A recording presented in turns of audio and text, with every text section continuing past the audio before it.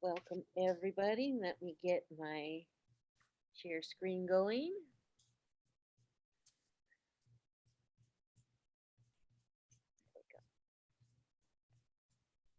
So I don't always see your questions in the chat box, but put them in there and I will see it when I close up this screen. So welcome everyone. This is Cindy Myers and welcome to the Animal and Emotions webinar. If you have more questions or like to reach out to me, you can find me at yourenergyhealer.com and you can also check out my services there. So before we get going, in case of an emergency with your pet, please call your veterinarian. But what I can do for you is provide energy support for you and your pet. And what this will do is help keep them calmer and also keep their natural healing abilities flowing to assist them while you're getting veterinary care. And for aggressive animals, I do insist that you work with a certified animal trainer, especially one that, if you can find one that is specializes in aggression, because it's really important to work with a trainer that will help teach you, one, to recognize the triggers as quickly as you can, and to help teach your pet what you do want them to do instead of being aggressive. But what I do then is remove the trapped emotions that help create the behavior in the first place. So it's like a team approach. And without just one team member, when you have just one team member working on it, it just doesn't work, especially for me because I'm not there seeing what your pet is doing in the moment when they're being aggressive. So it's really important to have that training support. So I do have an alpaca farm, and like you all, we do have a lot of issues that happen from time to time. I use these tools that I teach with regularly, if not daily. So they do work. I get to test them out all the time on my animals and also come up with new ideas thanks to them. So we'll talk about more about that later.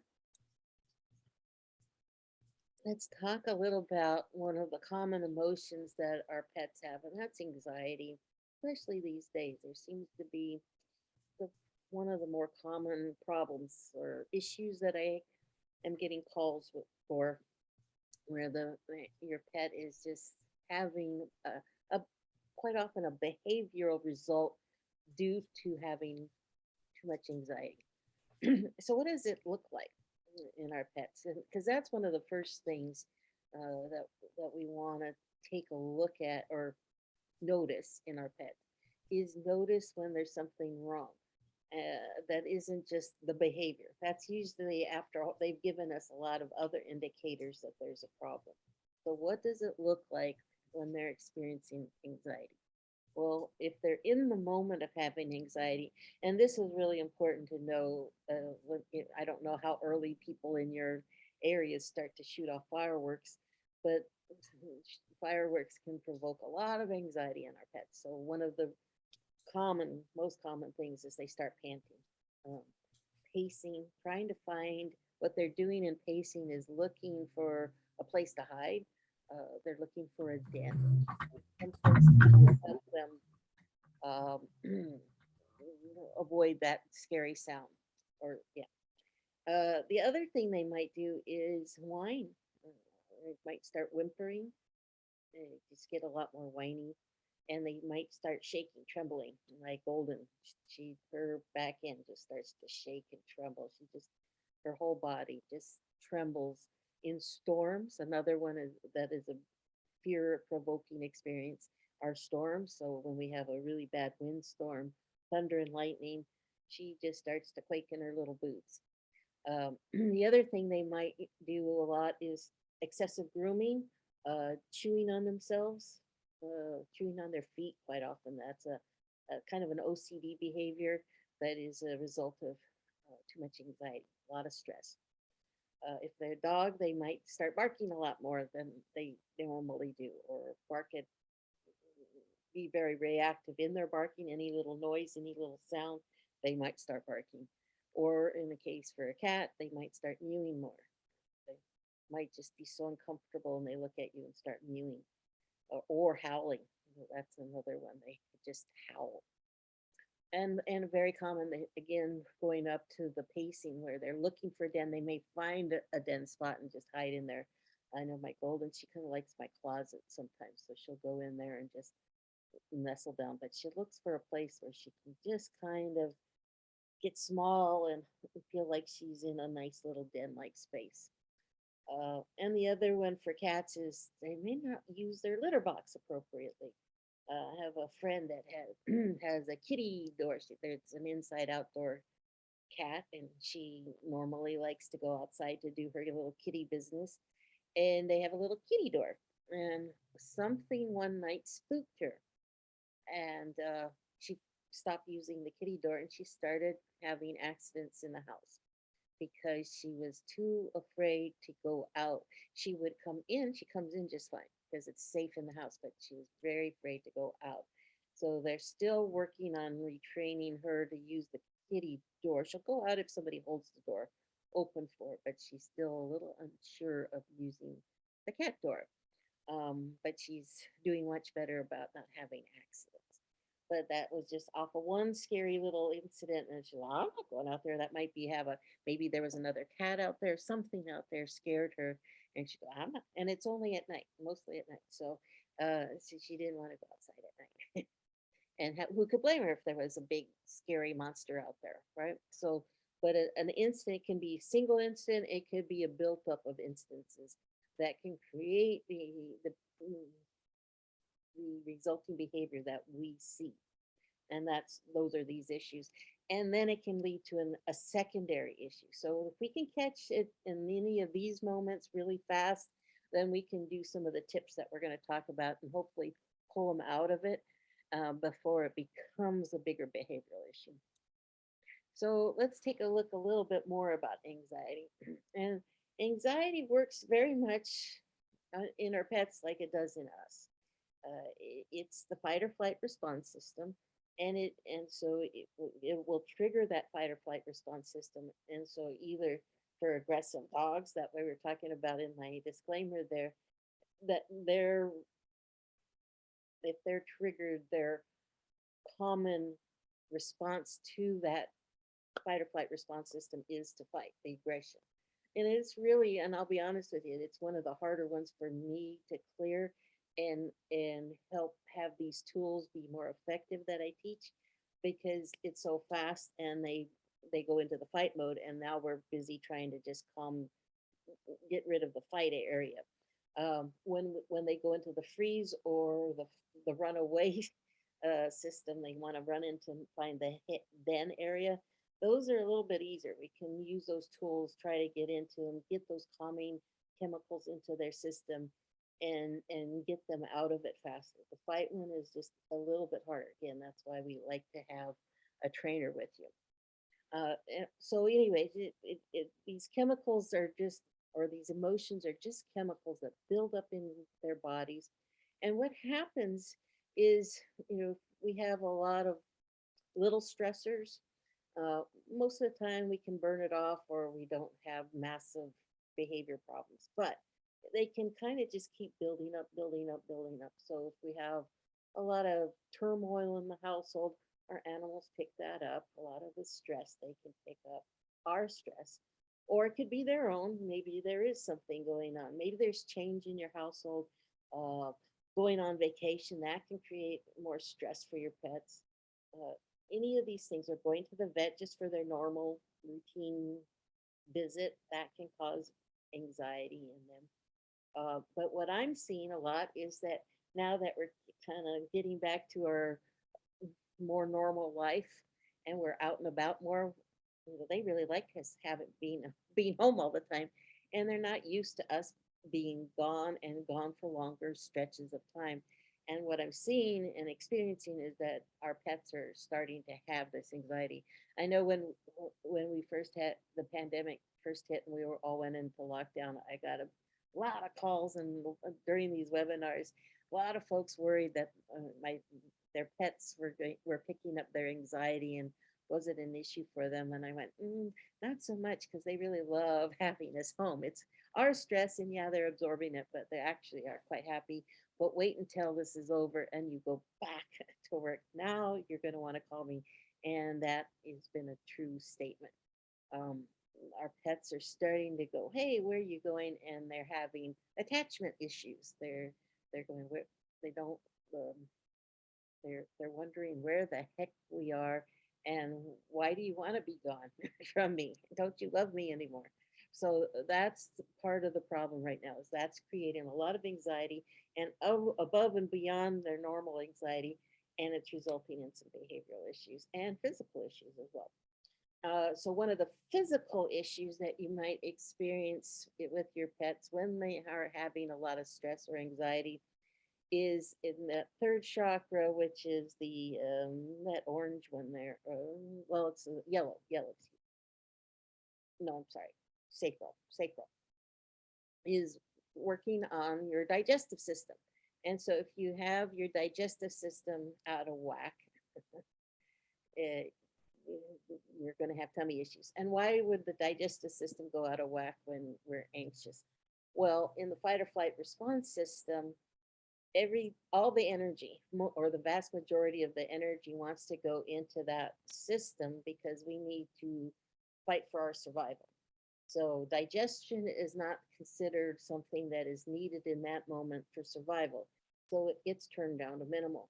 So when we have this kind of constant or low grade anxiety and stress most of our day, or even if you have a huge amount of a big experience within 24 48 hours, maybe extend even out to a week.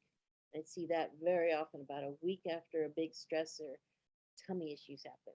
So again, the digestive system gets turned down to minimal for a couple of days, and now your animal isn't digesting their food properly, and so they throw up, they get diarrhea. Those are two really common things. And all of a sudden, you're worried about your pet because they're having all these tummy issues.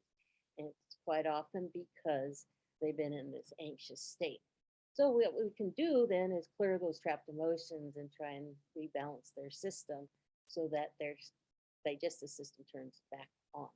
Again, for longer term, long, stress that's constant.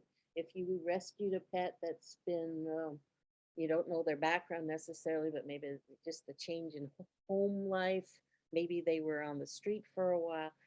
That fight or flight response system has been on pretty high for long periods of time. And even when they come into a loving home, they don't know what's going on. So it's still pretty stressful for them. If it's gone on for months or even year or 2 years, that digestive system hasn't been operating fully and optimally for a long period of time. And so quite often you will find physical issues such as skin issues. Um, I will find a lot of animals that have they're just sensitive to different foods. They get more food allergies, but those are the ones that I'm talking about. They OCD. They start chewing, the over grooming. A lot of that time, it's because their skin is kind of itchy all the time. It's the skin is the largest organ, and so they're trying to push out the toxins that they couldn't fully digest. So you get a lot of skin and other odd systems, odd stuff going on. And for us too, it affects our autoimmune system. It lowers your immune system. So then you're more susceptible to different illnesses. So that's what anxiety and stress does. It's really tough on the body.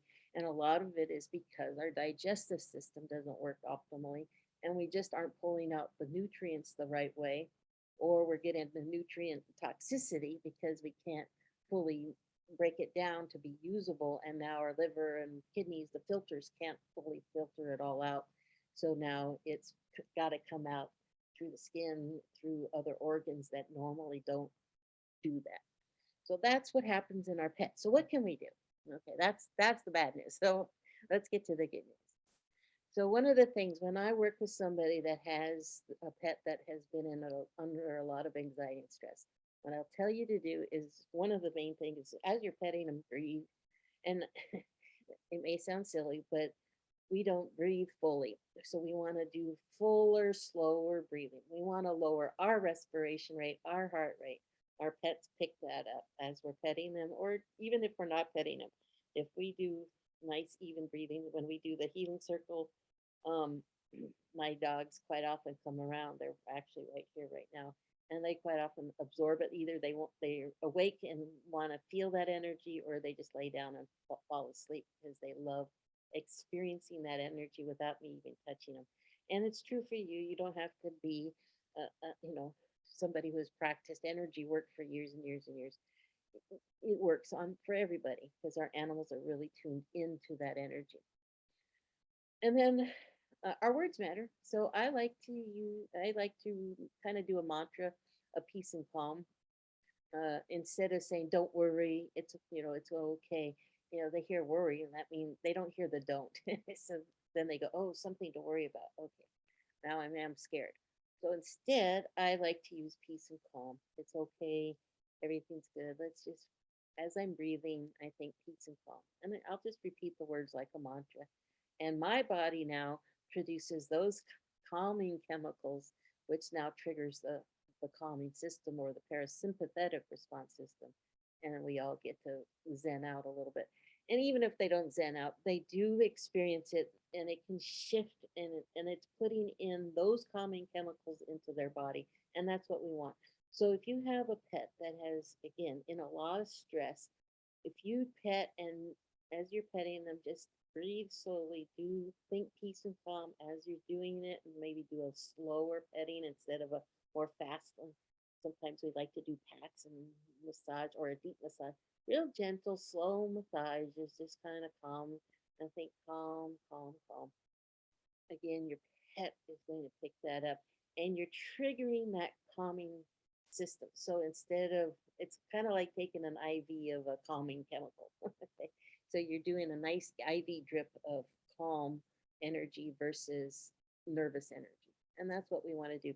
And the beauty of this is also for pets, especially. This is where pets are way better. Animals are way better at it than us.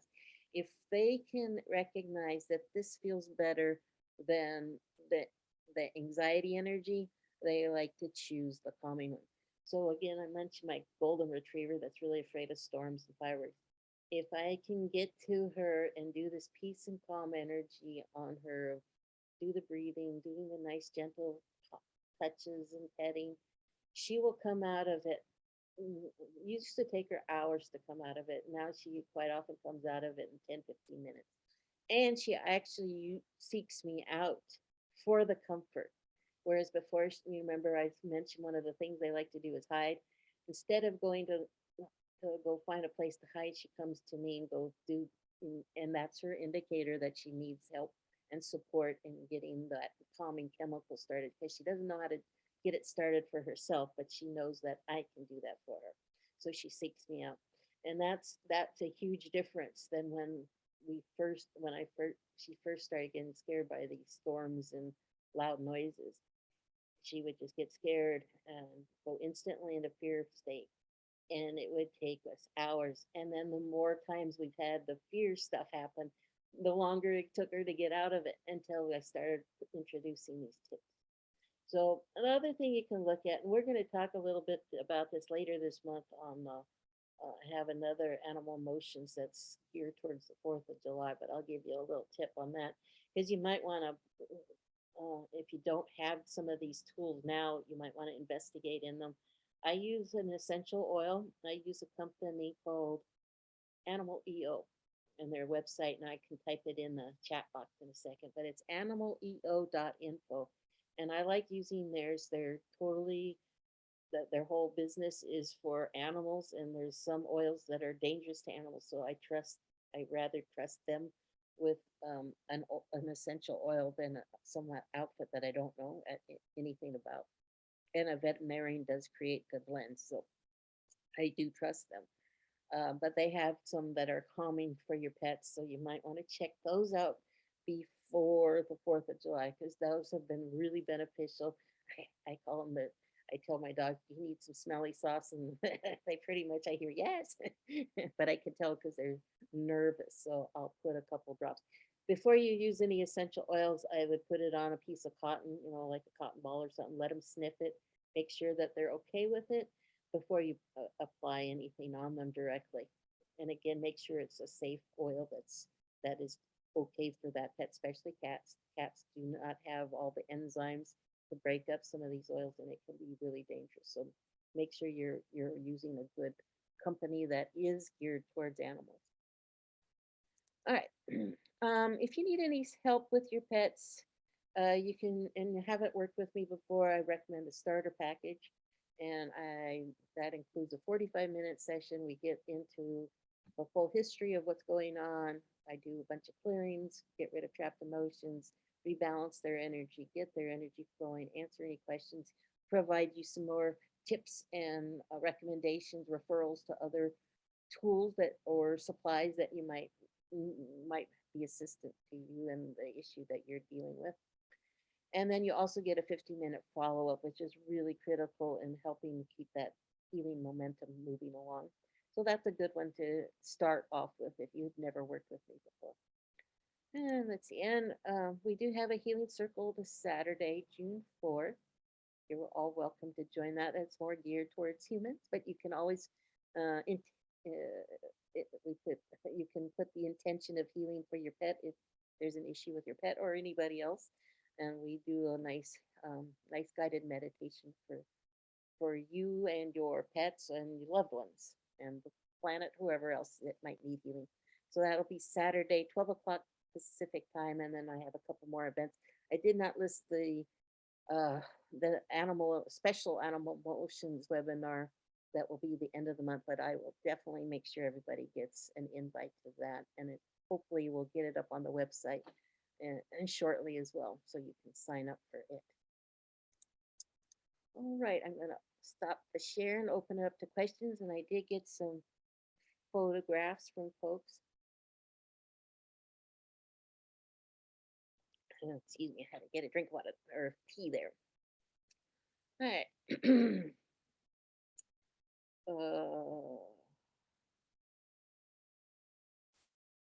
There we go. I'm gonna share this picture, and Laura, you can unmute yourself. Okay. We have Hundi here. So cute.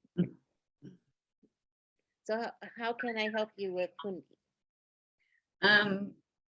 He still has, so his main anxiety comes about, I can't tell if it's protective or if it's fear-based, but there's really like three areas, like the windows in front of the living room. There's three big windows. At the fence, barking, just, it doesn't matter. Sometimes I've been on the other side of the fence and it's so severe that he doesn't even recognize me at first. And then in the car, so I got him, they thought he was approximately 2 to 4 years old in 2019 when I got him. And so he can be aggressive if you try to take him away from that. Like, the only way that he's not is if I put him on a leash and lead him away. But if I try to touch him or to try and get him to sit, then he can be bitey, like it took me forever for that biting not to be like real biting, for it to be just sort of like a warning biting.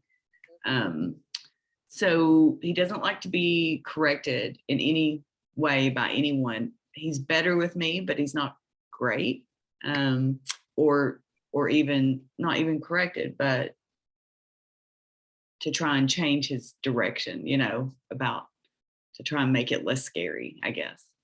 Okay. So that's my main problems with him. And I long to help him, and I just have worked and worked and worked on it. And I feel sort of lost. Okay.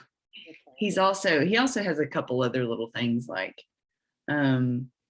he doesn't like to be petted on the head always. He avoids even me. And so I've gotten to where I finally like support him in that. And like when people go to pet him, I was like, he prefers to be petted on his back, like not the head. he's also really weird about if you move him, like if he's just passed out on the couch with you and you just need to get up and you move him just the slightest little bit, then he can be really, really growly and just, and then turn around and be so like the opposite minutes later. So I don't know. Well, again, that fight or flight response system, it's like a light switch, and it has nothing to do with his being a sweet dog or not dog. His response system, the way he responds to fear is through aggression. He's learned that, or it's might have been even innate. I don't know. And if you don't know what happened in his first 2 years of life or whatever until you got him, he could have had some really rough experiences. And believe it or not, a lot of dogs do not like their heads touched. That's kind of rude. If they don't get Um, right to that head, it's like they can't see what your hand is doing. So yeah. they see it as being rude. So good to be your dog's advocate in not touching his head. On I had a question when you're trying to refocus him. Is it just at the windows, fence and car that he doesn't like being corrected, or is if he's just kind of being naughty over something, does he resource guard or anything like that? He will resource guard a little bit, especially when I first got him. Not so much now. I just really worked on, with him with toys and food and like we just would play these. I just made it sort of a game, like if he lets go of it and then I just give it right back to him, so that it's just sort of an exchange. Is he food motivated? He's very food motivated. Okay, well, that's good. You can bargain a little bit, but then you can create a negative response sometimes with bribing. Um, One of the things that popped in as you were talking about some of the issues, and I don't know if you have anybody in your area, a chiropractor, or somebody that can do cranial sacral work that came in. And I don't know why. It just popped into my head, so I trust that that was something. A lot, sometimes, especially the cranial sacral, something has happened, and you believe it or not, you can change the behavior amazingly with an adjustment. And I don't know, it kind of helps do the rewiring. And that's kind of what we need to do. Again, with the aggression, it's not always enough. I don't know. It sounds like there's been such a buildup of trapped emotions.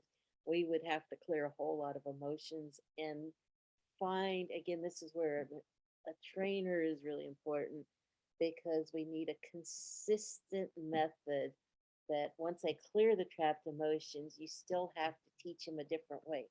And the problem with the anger or the aggression response system is you don't have a whole lot of time to recorrect. He doesn't Mhm. give you that much time. So it's less forgiving than when you have a pet that does more of the freeze or the runaway kind of behavior. Um,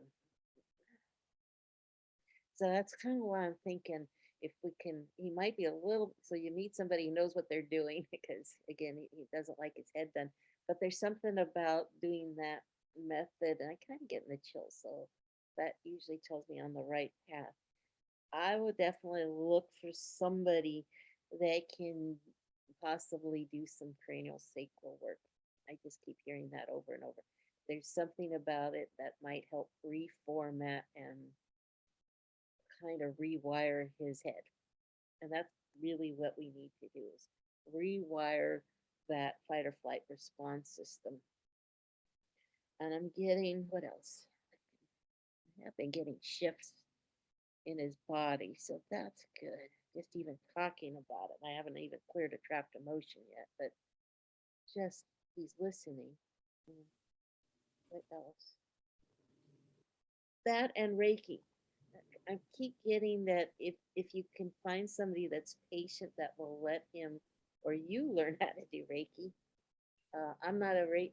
I am certified in Reiki, but there's somebody that does the hands-on work. I keep getting somebody that can teach him how to be. It's like I was saying, there's once they learn that something feels good, our pets like to go to what feels better than what doesn't feel good. And being aggressive and afraid does not feel good. But how do we get him those chemicals? If this happens, then this feels better. That's kind of the statement. So when he gets hands on, quiet energy happening, this feels better. And it needs to happen a lot or consistently.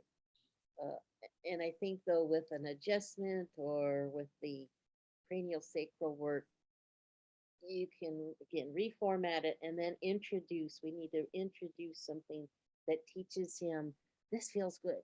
And then I would also you might look at finding or looking at how T-Touch, TTOUCH, uses the leash. Because what you said was you can redirect them with the leash. So your leash is important. And then they also have some halters that are really nice if you'll wear it nicely, if he's comfortable in it. The goal of it is to be in balance. And I've seen them use the leash, and I'm not a T-Touch practitioner, but I've used this method with one of my guys that wasn't she was being aggressive and being excited, not being aggressive and trying to bite, but just too jumpy. And I put the leash around the chest. I kind of did a double leash, or I used the leash, kind of folded the leash in half around, not really, how do I describe it? I put the center of the leash around the chest and then had it kind of around the chest up over the neck area, but along the chest. And I used it kind of like a reins on a horse. So I could say, whoa, but it kept her in balance because there was two sides. Trying to not pulling her back necessarily, just kind of, just like on a horse, you just gently, whoa, and they can't go forward very easily because it's pushing. Whereas if the clasp is just on the center of the back, it takes them out of balance. And now they feel like they're tipping backwards. That makes them more anxious because it feels like they're getting pulled upside down. Whereas if it's against the chest, it just kind of go, oh, and it kind of keeping them from going forward. But they're still firmly on all 4 feet. So we want to teach Hundi to be in balance, secure. That's our goal. Secure, safe, all those are the key words on this. And finding techniques and tools like that can help him feel nice and solid and secure. So I'm going to release some trapped emotions for it, but I would look at, use some extra things for you. I know you feel at a loss, but the T-Touch practitioner, there's some videos. They have some online courses you might check out. But how do they use the leash? How do they keep the dog in balance? And then if there's anybody around that can do the cranial sacral, I just keep hearing that over and over and over. That I think that will help rewire and help tremendously. I've known other people that not only just took a dog in to get adjusted by a chiropractor, but they specifically were qualified at doing the cranial sacral work, and they said it really made a huge difference. I don't understand why, but it did. So what I'm good at doing is releasing some of the trapped emotion just to kind of help get rid of some of these extra anxiety because he's way over the limit. He was also on the street for at least a little while because that's where he was initially rescued, and he was with 2 or 3 different people back to back, and he just didn't work out with them. So, wherever he was comfortable, he was then removed again. So trust, insecurity, all those emotions, abandonment, heartache,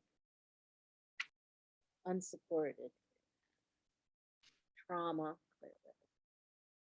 So Yeah, that's why he has such a fast fuse, is because his life did depend on it. Um, so let me tell this. Let me release. Oh, let me do this. I'm gonna clear his first chakra because that's his survival center and his drive center. Clear that from fear, trauma, abandonment. Oh, there we go. That was a huge shift. And I'm replacing it with safe and secure, and that he can trust you and to listen to for direction.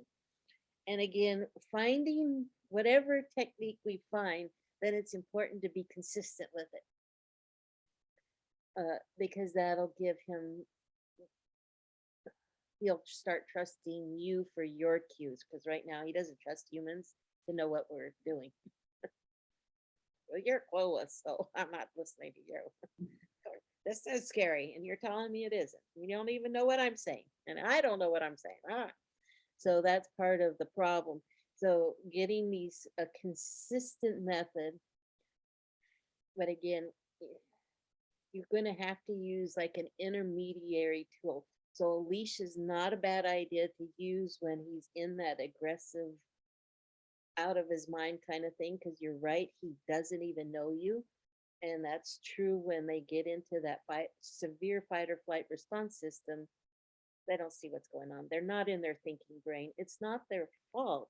It's just that they're in it so deep that we have to figure out, how do I get him in that calmer place so that he can wake up and come out of it. So you definitely don't want your hands near him because he can get biting.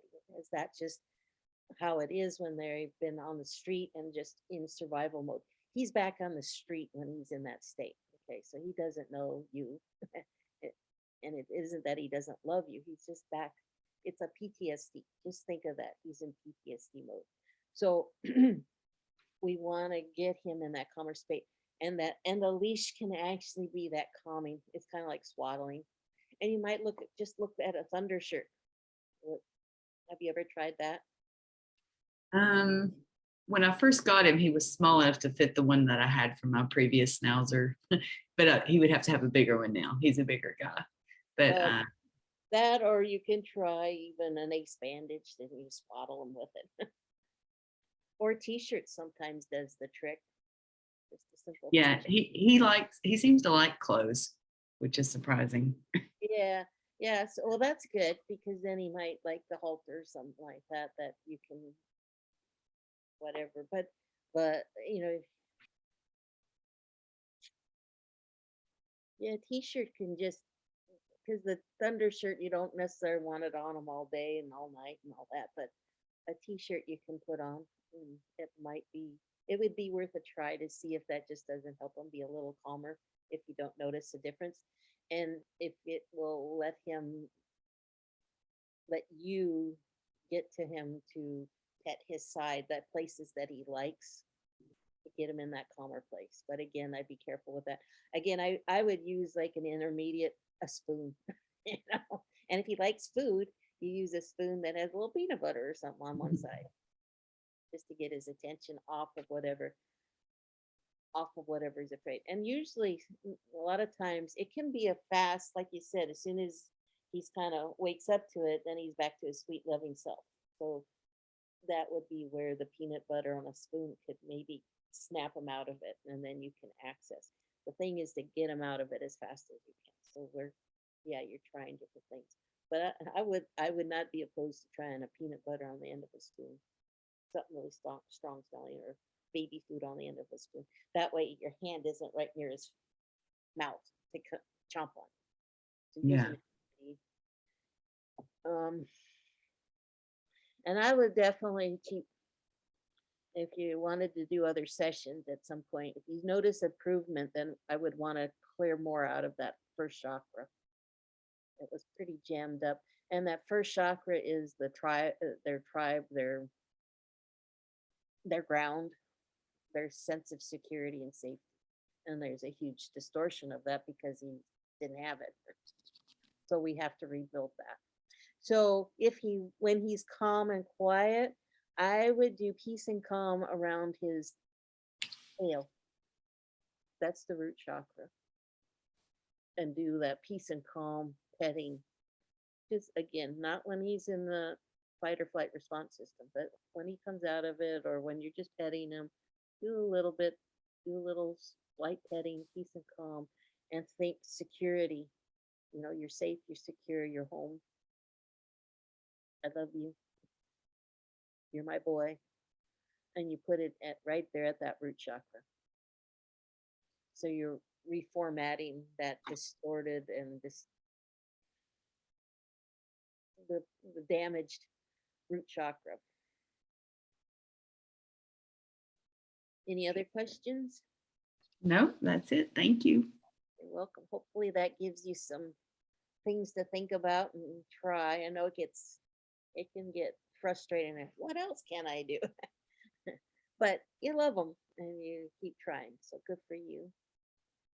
And he does have a sweet energy underneath it all, but he has had a lot of trauma. So there's a lot of PTSD that you just have to work through. And it can take a while, but you can get there.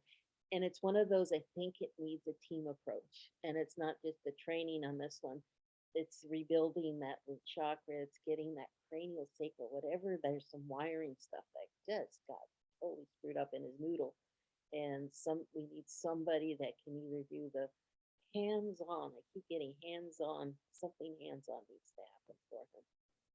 I can do it at a distance, but I can't do the hands on for him. And something he needs is either regular Reiki, regular adjustment, something with that. But again, cranial sacral. They keep saying it over and over and over. So Thank you. you're welcome. All right. Bruce. Got Moxie. Hello. Hi. Hi. Hi, Cindy. Hi, Bruce. What are we doing for Moxie? Well, Moxie today visited adults with disability. It was her first therapy visit. And what I was really trying to do was introduce Moxie to a group, about 6 individuals, plus a staff member. She went to the therapy session with Wags, and during the ride up there, Wags was saying, "This is my gig." So she gave Moxie some a little bit of feedback. But so what I did is I had about a half hour with Wags with the group, and then I brought in Moxie, and I felt that she was very instinctively going to the folks very cautiously. But part of the reason why I'm checking in, we really want to have Moxie have that first impression, as you were talking with anxiety and different. I was hoping that she displayed some anxiety, but at the same time, she did wonderful as far as not greeting each person. And what was really nice, several of the adults did the scratching, as you said, on the side and on the back. So part of this for me is just to make sure that Moxie felt that this visit was something that was positive, and I'm getting that feeling from her that she liked, as I call it, going to school, and wondered if there were other signs that I might be looking for to pick up her anxiety. There was some panting, but for the most part, I thought she did excellent, and accepted some small liver treats from the different folks, and just wondering if what you might be seeing any direction for maybe the next time. I didn't put a vest on her, I kept a very loose lead. And she seemed to again greet everybody, get up on the sofa next to a couple of them. And I'm just hoping that you might be able to tap in and see what her experience and what feedback we might have. Okay. Well, the first thing that came up was some confusion. She didn't quite know what was going on at first. Yes. She just kind of was trying to watch and figure out what the heck this was all about and who these people were and their energy was different and are you leaving me type of thing. She just didn't know what the heck was going on. Yeah. So, but once she kind of realized you're staying there and, well, these folks are kind of nice. They got goodies. And this is kind of fun. And she kind of focused in. So I think you're okay with her doing this work. I would just, I would suspect the next time you go back, she'll be like, oh, I know this place. I know what we're doing. So it was just a kind of the first time tentativeness. And it wouldn't shock me at all if she was just a little tentative anytime you do anything new for the first time. She Yeah. seems like her energy is one to kind of sit back and watch for a second and figure it out. And then, oh, okay, this looks okay. And dad says it's okay. So it must be okay. Mm.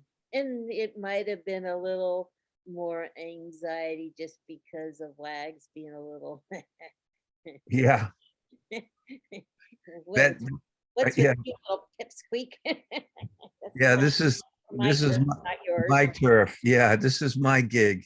And Yeah, so she might have been, it was a little mixed signal there that, you know, Wags hmm, was saying, no, and you were going, yes, and she goes, I don't know who to listen to.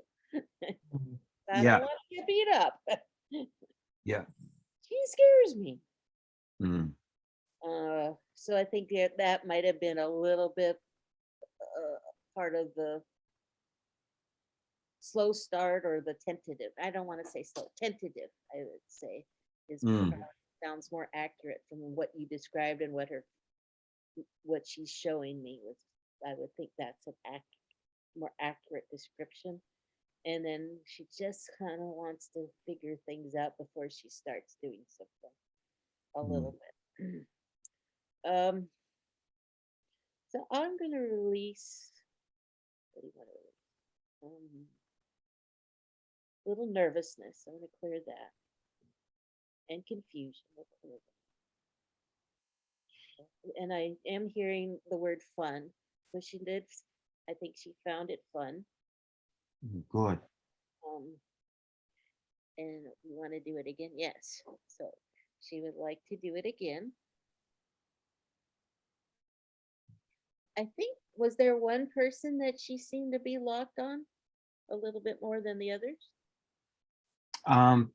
There was five women and one guy, Peter, who very jovial, and all the gals were very gentle, but Peter was like, he has a dog at home, so but he really kind of like, ooh, and I was a lot more physical and and that, but she actually jumped in his lap when he did that, which I thought was interesting.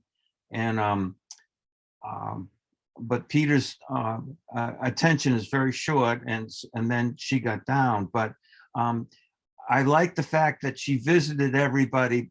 I did lead her on to meet everybody, but she was willing to interact with everybody in that way. But I didn't know if I should have maybe. I think the next time I'll put the vest on and try to give more words to saying we're going to work now, we're going to school, or some of those, that type of thing. What 'Cause I actually suggest you do, if she hasn't had the vest on yet, put the vest on a couple times just prior, yeah, and not overwhelm her with a whole lot of new. Yes, yeah, that's Just why I left it off, yeah. yeah, yeah, good. If she hadn't had the vest on, that would have been kind of like, why is this thing on and what is it? And then take her Yeah. to the new place isn't going to be totally new, but she's still trying to, I think she's not 100% confident yet with what's going Yes. on. Still a sense of confusion of what this is. Mm. So, I'd either not wear the vest the second time yet or get her comfortable so the vest is no big deal. Yeah, yeah. Otherwise, there's still two confusions going on at the same time. So I would limit the confusion thing a little bit before you add in that other piece, or just get her so it's no big deal to wear the vest. Mm. Because she does seem to get a little more nervous over anything new. Agreed. But that was the big thing for me, is that she actually felt like it was fun. Yeah, and she showed me that there was one that she liked more than others. So I don't know if it was that Peter that she just jumped in his lap, that she thought he was okay. She had somebody that she liked a little bit better than the other.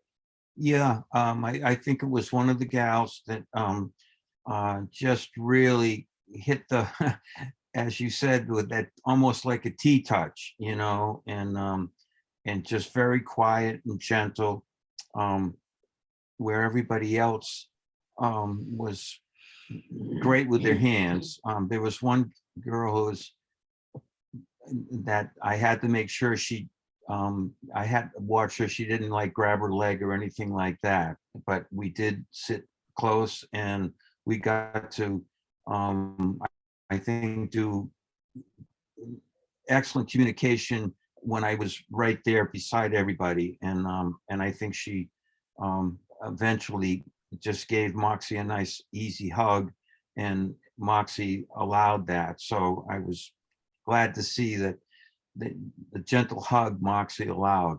Hmm. And I think it's a good age that you're doing this with her. I'm not quite sure how old she is, but she seems young, and Mhm. so you'll.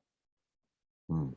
I think if you waited until she was several years old, this would be a lot different, just because of that. Yeah, Her a year, a year. Yeah, her instinct is just to be kind of nervous over anything new. And as they get older, that nervousness over new stuff can get more extreme. So Okay, so teaching her now to go out and meet these special folks and do this work is gonna be fun. And after one or two times, it's like, oh yeah, I know what we're doing. This is cool. It'll be no problem. great. That's first couple times. And again, anything you want to do with her that's different, I would slowly or introduce her some of those things, Okay, those work or any of that stuff, because she's one of those that just has to process a little bit before she does. okay. Decides if it's safe or fun or whatever. Whereas there's some that'll just jump in, everything's fun. Yes, yeah, yeah. And they never met anybody they didn't like. So but she's one that she's a thinker. Yeah, she was cautious, but I felt that she was initiating contact, so that was what we were looking for. But thank you. Yeah, yeah, definitely a thinker, which means she's really smart and she's picking up their energy too. She might be just, I think once you get her more comfortable, she's also quite intuitive. So she's kind of judging everybody's energy. And there's going to be, as she gets more comfortable with the work, she's going to really know who needs her the most. And you can Yeah. start trusting her more and her instinct of going, Dad, we need to go talk to this person. You need, or she needs. Mm, So, okay. but Mm, she's just in that learning mode so far. But I think that's what you'll build up to, and pretty quickly. She's smart. yes, yes, yeah, very I'm smart. glad you're working with her because, you know, a smart doggy that doesn't have a job can Yeah, find a job. And and it's usually one that we don't like. Thank you. You're welcome. Alrighty, anybody else have any questions? Thoughts? All right, then I'm gonna